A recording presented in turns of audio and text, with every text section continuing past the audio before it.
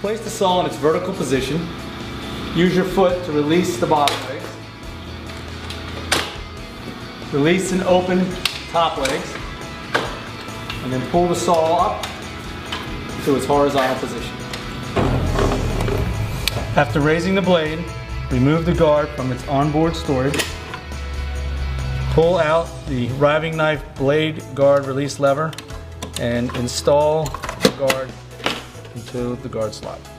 After installing the guard, remove the anti-kickback paws from underneath the saw in their storage area.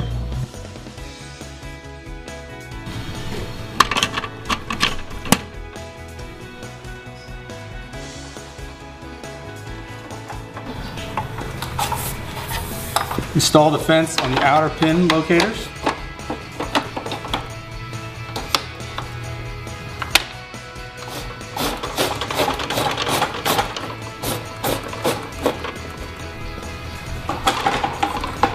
In this position, the saw has 32.5-inch rip cut capacity. Install the fence into the inner locator pins.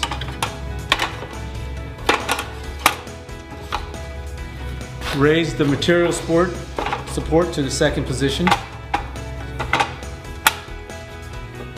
And now it can be used as a narrow ripping fence.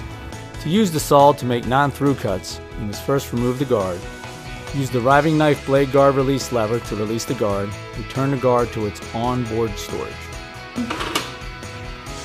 Then remove the riving knife from its onboard storage. Use the riving knife blade guard release lever and install the riving knife behind the blade. When finished using the saw for the day and getting ready to return it to its storage position, remove the riving knife using the riving knife blade guard release lever. Install the riving knife back in its storage area underneath the saw. Flip the narrow rip fence over to its locking position.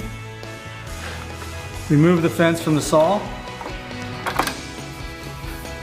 and place it in its storage position on the saw, and then simply lower the blade and the saw is ready for storage.